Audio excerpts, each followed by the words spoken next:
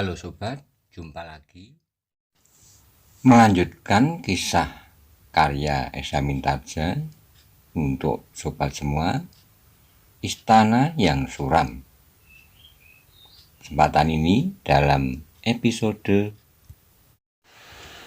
kehadiran kawan seperguruan Kidang Alit.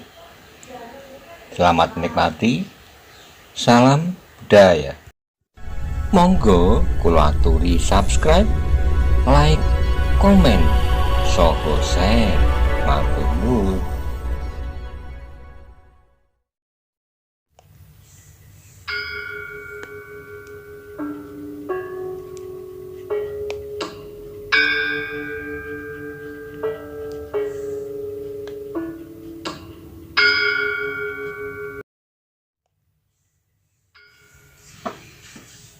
Namun demikian, Kidang Alit meraba lambungnya.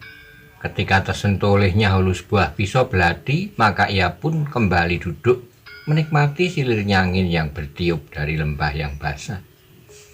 Dalam pada itu, di istana kecil di luar Pedukuhan Karangmojo, Inten Prawesti bersembunyi saja di dalam pembaringannya. Tiba-tiba saja perasaan malu telah semakin dalam mencekam jantungnya. Ia tidak mengerti mengapa ia telah terpukau oleh suara seruling itu. Beberapa kali ia pernah mendengar suara seruling, tetapi ia tidak pernah dicekam oleh dorongan yang seolah-olah tidak terlawan untuk datang mendekat.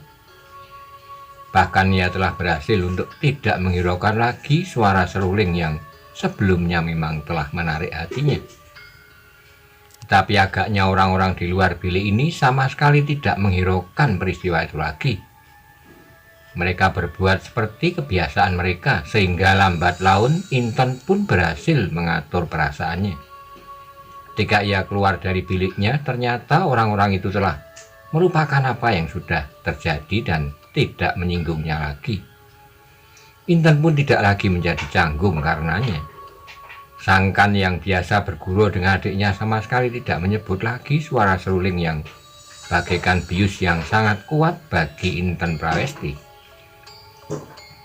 Namun dalam pada itu, di luar pengetahuan Inten, Raden Kudorupoko dan Panji Surawilogo duduk di bawah pohon yang rindang di halaman depan istana kecil itu. Dengan sungguh-sungguh mereka membicarakan suara seruling yang ternyata telah mempengaruhi bukan saja perasaan, tetapi nalar Inten Prawesti. Untunglah Raden berhasil memecahkan ilmu gendam itu, berkata Panji Surawilogo. Ya, untunglah bahwa aku sudah dibekali ilmu untuk melawan ilmu semacam itu, Paman.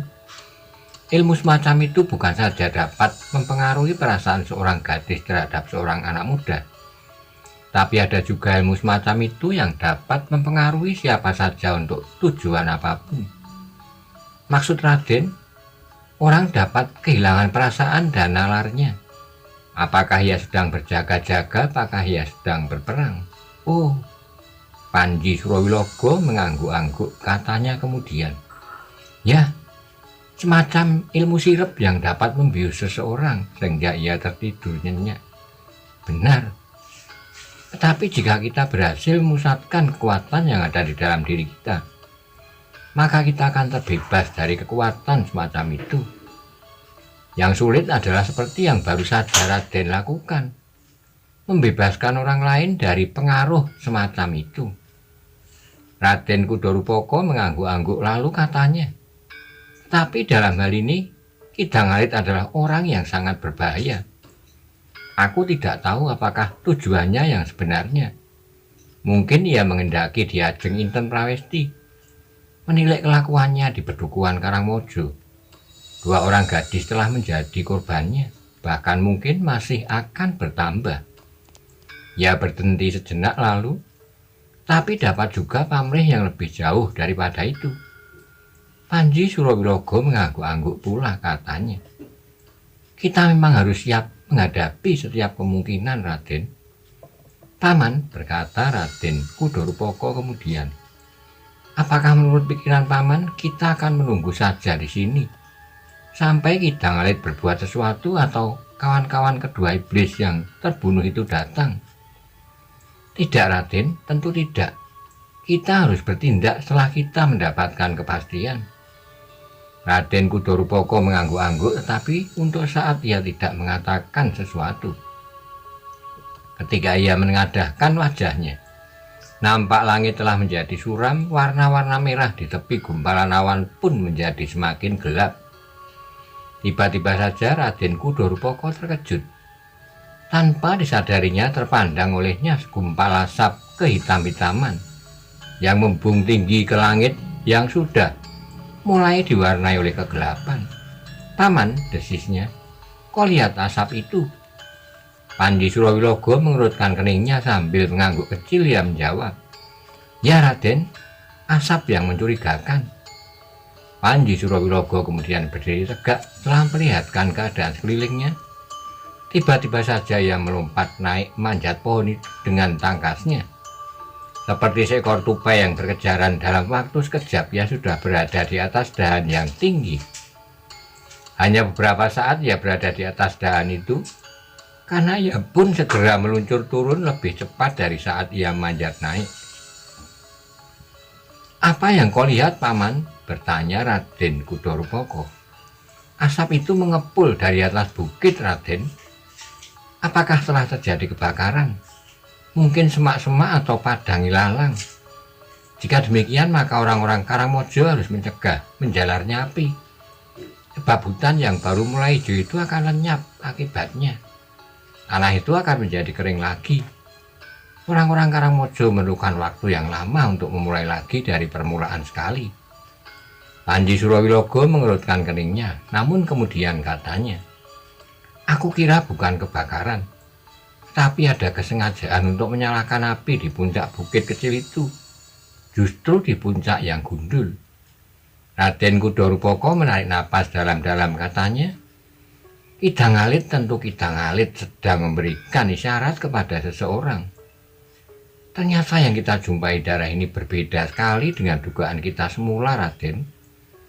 Di sini bukannya suatu tempat yang aman, tentram dan damai, yang dapat dipergunakan untuk beristirahat sepekan, 2 pekan. Tapi daerah ini justru akan menjadi pusat pertarungan yang dahsyat." Ia berhenti sejenak lalu, "Apakah kita akan terlibat di dalamnya?"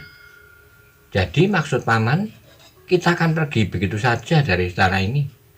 "Tentu tidak, Raden." Raden Kudorupaka menarik napas dalam-dalam. Setelah merenung sejenak, maka katanya, "Aku mengerti dan kita sudah terlanjur terlibat terlampau jauh dalam persoalan-persoalan yang semula tidak pernah kita bayangkan." Panji Surawilogo tidak menjawab, tetapi ia menatap asap yang masih saja mengepul tinggi sambil berkata, "Jika orang yang mendapat isyarat itu dapat menangkapnya, mungkin besok atau lusa daerah ini akan dikepung oleh beberapa orang yang mungkin datang dari perguruan Kumbang Kuning. Apakah perguruan Cengkir Pitu akan tetap diam menghadapi perguruan Kumbang Kuning yang mulai dengan geramnya?" Panji Surawilogo tersenyum, katanya, "Tentu tidak, Raden, dan kita tidak perlu memberikan isyarat apapun juga. Jika benar-benar ada gerakan dalam jumlah yang cukup kuat dari perguruan Kumbang Kuning atau Guntur Geni, maka Cengkir Pitu akan segera dapat mengetahuinya, sehingga persoalannya akan berganti menjadi besar. Pertentangan antar perguruan yang berpengaruh di daerah Mojopahit Lama. Sebenarnya pertentangan itu memang sudah dimulai, Paman, tapi masing-masing masih mencoba mengatasinya dan mencegah pergulatan yang tidak perlu di antara mereka. Tapi agaknya kini keadaannya sudah lain. Ya, aku memperhitungkan bahwa 5 atau 6 orang murid dari perguruan Kumbang Kuning memang sudah ada di sekitar daerah ini. Tapi hanya Kidang Alit sajalah yang masuk ke pedukuhan Karangmojo. Isyarat itu agaknya sudah pasti bahwa ia manggil saudara-saudaranya untuk mendekat. Jika benar 5 atau 6 orang yang datang, maka separuh dari mereka adalah anak-anak ingusan, mungkin malah gurunya." Raden Kudorupaka menarik dalam-dalam, dan Panji Surawilogo berkata seterusnya, "Bukankah kita sudah mengadakan pengamatan yang ketat pula?" Raden Kudorupaka mengangguk-angguk, lalu, "Baiklah Paman, meskipun kita tetap percaya kepada saudara-saudara seperguruan kita, namun kita di sini harus tetap berhati-hati. Mungkin ada sesuatu yang tiba-tiba saja terjadi di luar dugaan kita. Yang penting Raden, bibi dan adik sepupu Raden itu harus tetap tenang. Mereka tidak boleh digelisahkan oleh kegelisahan kita. Jika ada tindakan kasar di istana, ini adalah tanggung jawab kita. Mereka sama sekali tidak boleh tersentuh, meskipun hanya ujung kain bibi dan adik sepupu Raden." Raden Kudorupaka mengerutkan keningnya, namun ia pun kemudian tersenyum. Senyum yang membayangkan 1000 macam arti, namun juga membayangkan 1000 macam rahasia yang tersimpan di dalam hati anak muda yang perkasa itu. Sementara di puncak sebuah bukit yang gundul, Ki Dangalit memang sedang membakar seonggok sampah dan ranting-ranting. Mula-mula ia membakar ranting-ranting kering. Ketika api sudah mulai menyala, maka ditaburkannya dedaunan yang basah ke dalam api itu, sehingga sabun kemudian mengepul tinggi kehitam-hitaman. Seperti yang diduga oleh Raden Kudorupaka dan Panji Surawilaga, Ki Dangalit memang sedang memberikan isyarat kepada seseorang yang berada agak jauh dari padukuhan Karangmojo.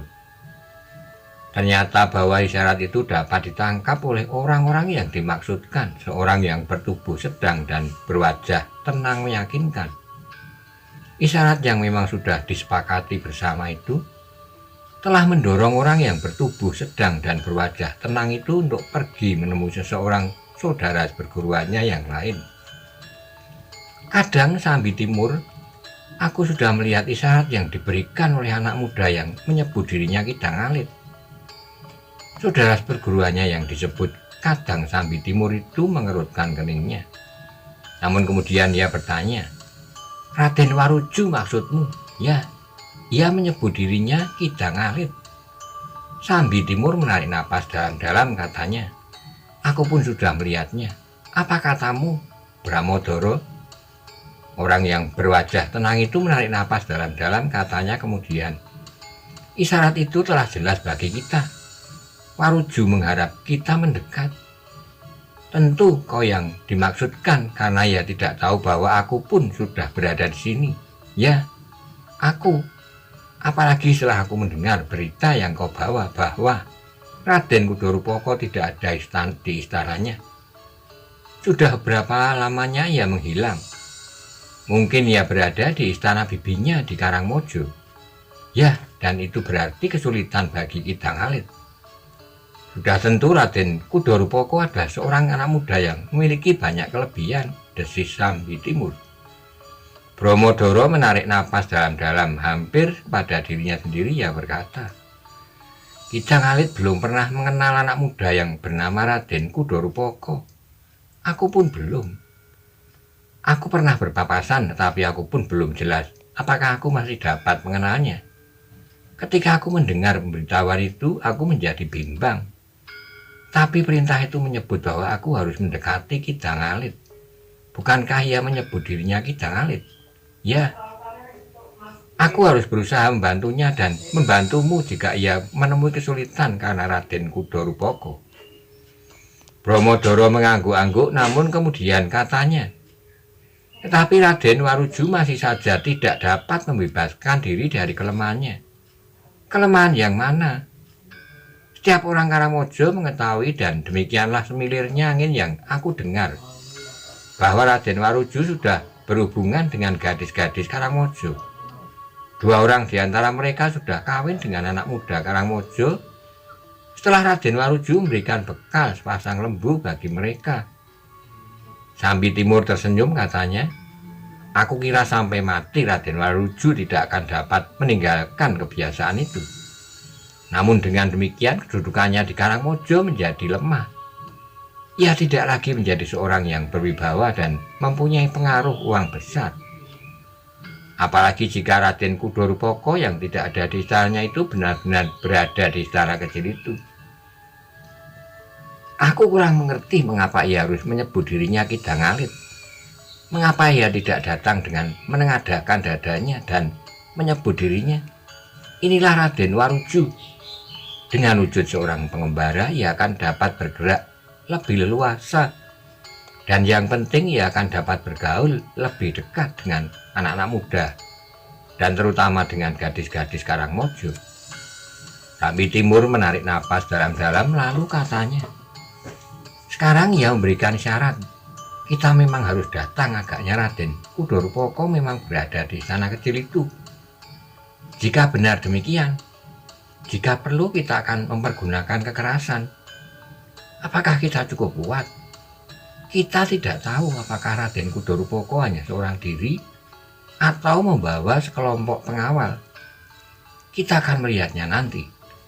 Keduanya pun kemudian mempersiapkan diri, mereka membawa senjata masing-masing dan menyediakan diri sepenuhnya jika mereka akan terlibat dalam kekerasan senjata dengan seseorang yang memiliki banyak kelebihan dari sesuatunya, Raden Kudorupoko. Ketika kemudian gelap malam turun perlahan-lahan, Ki Jangalit telah melontarkan sebongkok kayu kering ke dalam apinya, sehingga ketika api itu menyala, nampaklah warna merah yang membayang di ujung bukit kecil itu. Bromodoro harus melihat isyarat ini. Ia harus segera datang dan menyelesaikan persoalanku dengan Raden Kudorupoko. Semakin lama tugasku akan menjadi semakin berat dan berlarut-larut, desisnya sambil di sebelah api yang menjadi semakin besar. Tiba-tiba saja Ki Jangalit meloncat berdiri dan bersiap menghadapi setiap kemungkinan. Ketika ia mendengar gemerisik langkah kaki mendekatinya, "Aku Raden," terdengar suara dari kegelapan. "Kok Kakang Bromodoro?" bertanya Ki Jangalit. "Ya, aku datang tidak seorang diri." Dalam cahaya api yang kemerah-merahan, Ki Jangalit melihat dua orang datang mendekatinya. Yang seorang adalah Bromodoro, sedang yang lain adalah orang yang tidak disangka datang bersamanya. "Kakang Sambi Timur," desis Ki Jangalit. "Ya Raden." Ki Jangalit menarik napas dalam-dalam, katanya kemudian, "Tentu ada persoalan yang penting yang kau bawa kemari." Sambi Timur dan Bromodoro pun kemudian melangkah semakin dekat dan ketiganya pun duduk di tepi perapian yang masih menyala meskipun apinya menjadi semakin redup. "Berita apakah yang kau bawa, Kakang Sambi Timur?" bertanya Ki Jangalit. "Yang penting aku mendapat perintah untuk mendekati Raden jika pada suatu saat Raden memerlukannya." "Ya, dan kau sekarang sudah berada di sini." "Yang kedua, aku membawa berita bagi Raden." "Aku memang sudah menduga. Katakan." "Raden Kudorupoko telah meninggalkan istananya." Ki Jangalit tertawa kecil, katanya, "Baru sekarang kau memberitahukan hal itu padaku. Ia sudah berada di sini sekarang, bahkan aku sudah menjajaki kemampuannya." "Jadi Raden sudah bertempur melawan Kudorupoko?" "Tidak, aku mempergunakan pengaruh bumi. Aku mencoba membius Diajeng, maksudku Putri Pangeran Kudorupoko Narpodo, Inten Prawesti dengan suara seruling. Namun ternyata bahwa Raden Kudo Narpodo berhasil memecahkan pengaruh kekuatan bunyi itu." Sambi Timur mengangguk-angguk, katanya, "Aku memang mendapat pesan agar Raden menjadi semakin berhati-hati karenanya. Menurut perhitungan kami, Raden Kudorupoko memang akan pergi ke istana kecil itu. Ternyata perhitungan itu benar. Ia tidak seorang diri, ia datang bersama seorang yang bernama Panji Surawilogo." "Surawilogo?" desis Panji Timur. "Aku belum pernah mendengarnya. Mungkin seorang murid baru atau pengawal ayahandanya yang paling dapat dipercaya. Mungkin." Ternyata keduanya merupakan orang yang harus diperhitungkan. Tentu Raden dan kita tidak akan dapat bertindak dengan tergesa-gesa. Agaknya bukan saja Raden Kudorupoko yang harus kita perhitungkan di sini. Siapa lagi, Raden? Anak-anak ingusan dari perguruan Sekar Pucang. Guntur Geni maksud Raden. Murid-murid Kiai Sekar Pucang. Ya, Kiai Sekar Pucang dari perguruan Guntur Geni. Ki Jangalit mengangguk-angguk dan Sambi Timur berkata seterusnya, "Mereka tentu orang-orang yang sangat berbahaya, Raden. Apakah mereka masih juga berada di Bedugwan ini?" "Mereka sudah mati dibunuh." Raden membunuhnya? Tidak. Kudorupaka, dua di antara mereka sudah terbunuh, yang seorang lagi melarikan diri. Sambi Timur menarik napas dalam-dalam sambil mandang kepada Bromodoro. Ia bergumam, bahaya yang setiap saat dapat meledak. Ya, kita harus benar-benar berhati-hati.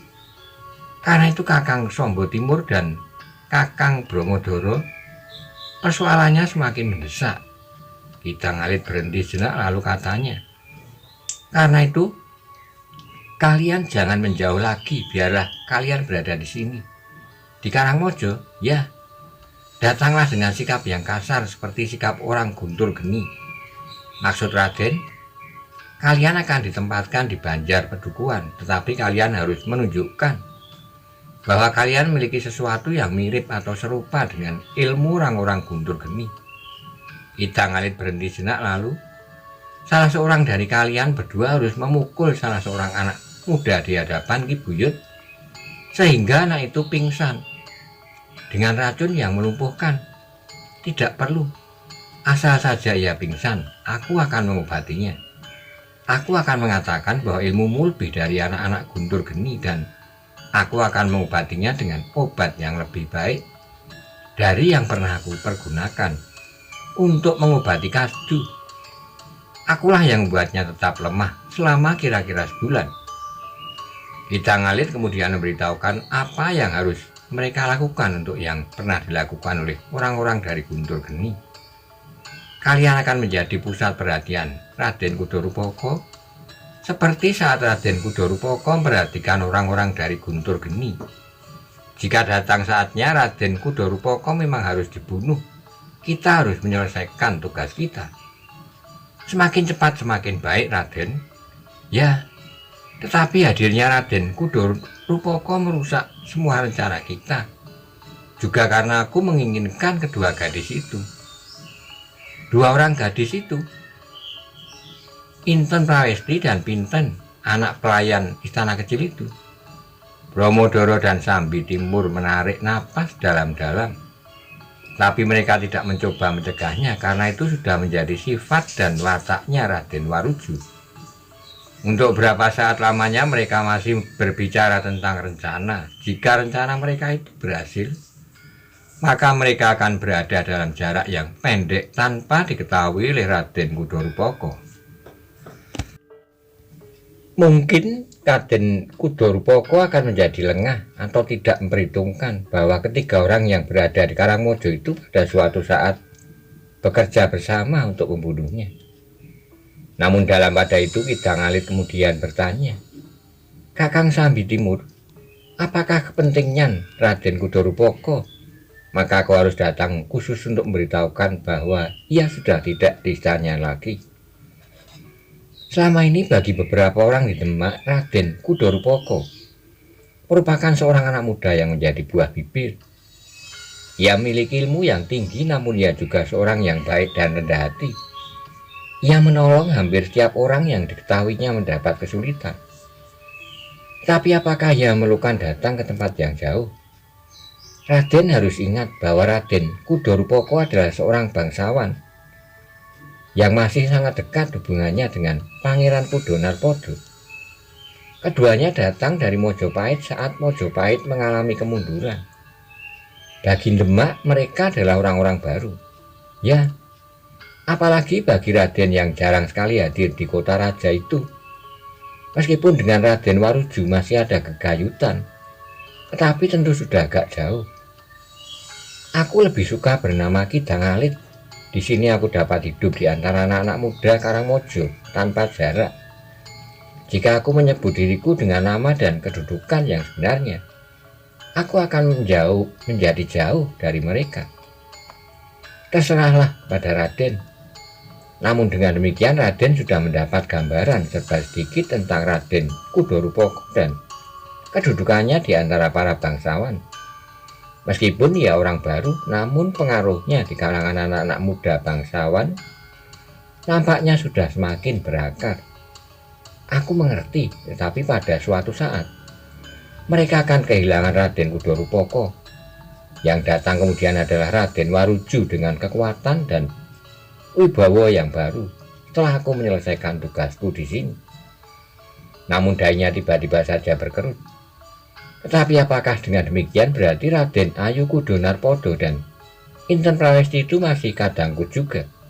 Ya, tapi seperti Raden Kudo Rupoko, hubungan itu sudah amat jauh. Hampir setiap keluarga adipati di seluruh negeri masih mempunyai kegayutan, meskipun sekedar bersangkut paut karena perkawinan. Idang Alit mengangguk-angguk, namun kemudian katanya, "Persetan, aku harus mendapatkan semua yang aku inginkan di sini. Nah, sekarang pergilah dan datanglah besok berkuda ke Karangmojo. Seperti yang aku pesankan, datanglah ke rumah Ki Buyut, dan hati-hatilah, semua harus berjalan seperti yang aku kehendaki." "Baik, Raden." "Panggil aku Ki Dangalit." "Baiklah, tapi kemana kami harus pergi sekarang? Apakah aku harus kembali lagi ke persembunyianku?" "Tidak perlu. Tinggal sajalah di sini dan datanglah besok ke Karangmojo." Ki Dangalit pun kemudian berdiri dan melangkah meninggalkan kedua orang kawan-kawannya dengan pesan, "Aku akan kembali ke pondokku. Ingat, semua yang harus kau lakukan." Kedua kawannya tidak menjawab. Mereka mandang langkah Ki Dangalit yang semakin lama menjadi semakin jauh dan hilang di dalam kegelapan malam. Sambi Timur dan Bromodoro masih termangu-mangu di samping perapian yang sudah hampir padam. Sejenak mereka merenungi bara api yang tertinggal di antara abu yang hitam. Namun kemudian terdengar Bromodoro berkata, "Semalam suntuk kita harus menunggu perapian ini. Kita dapat tidur saja di sini, apa bedanya tidur di tempat lalu? Dan kita akan diterkam harimau tanpa melawan. Sebaiknya kita tidur bergantian. Tidak ada harimau di sini. Yang ada hanyalah kucing hutan yang agak besar. Aku sudah berada di tempat ini lebih lama dari engkau. Di sini ada harimau. Sebenarnya harimau bukan sekedar seekor belacan, bahkan di sini ada harimau kumbang. Kau takut harimau kumbang?" "Bukan takut. Tetapi jika kita tidur maka kita tidak akan sempat bangun."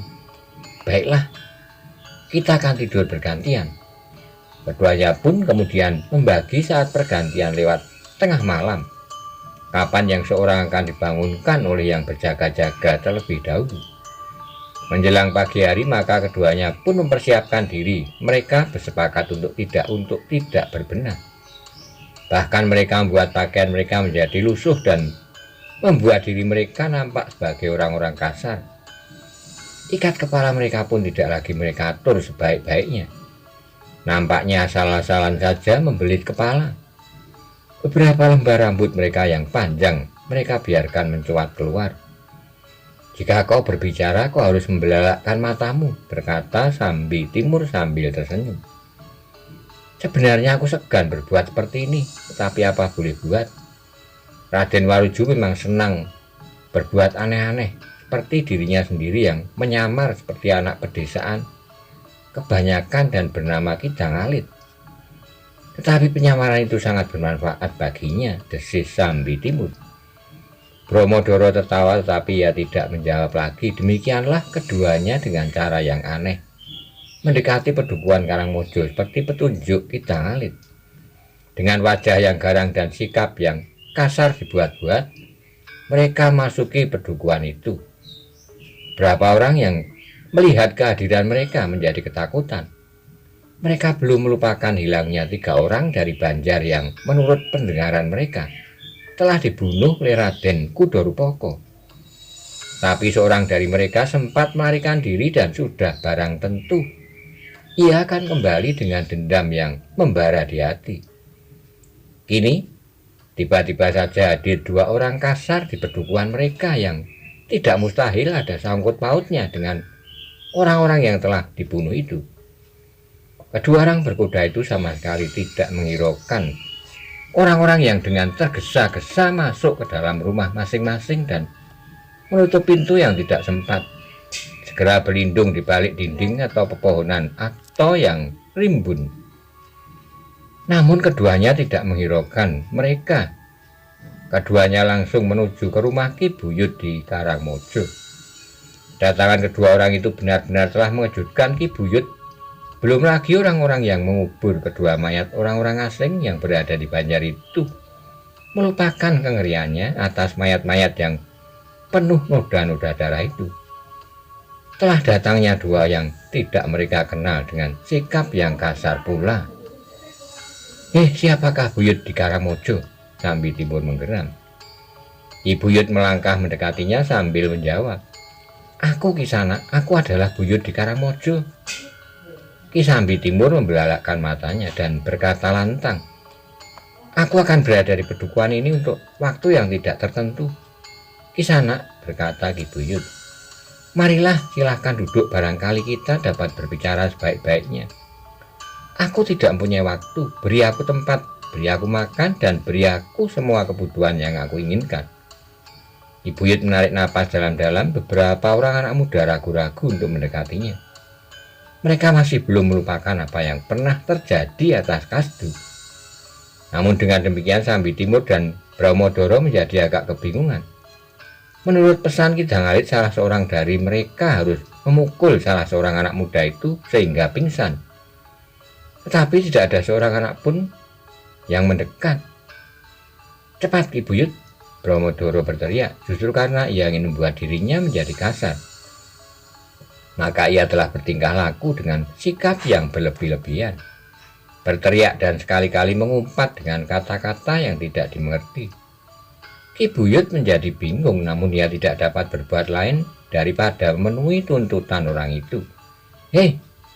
Mengapa kau justru matung?" bentak Sambi Timur. Ya Kisana, kami dapat menempatkan Kisana di Banjar Pedukuhan ini." "Baik, aku akan berada di Banjar Pedukuhan. Aku ingin disediakan makan dan minum secukupnya dan kebutuhan-kebutuhan yang aku minta. Jika kalian tidak sanggup menyediakan, maka padukuhan ini akan aku jadikan Karangabang. Kalian mendengar?" Ya Kisana." "Kalian mendengar?" teriak Sambi Timur pada anak-anak muda yang kebetulan berada di halaman. Ia mencari alasan untuk dapat memenuhi pesan Ki Dangalit, memukul salah seorang dari mereka. Tapi anak-anak muda ini menjadi ketakutan dan bergeser mundur. "Gila," geram Bramodoro.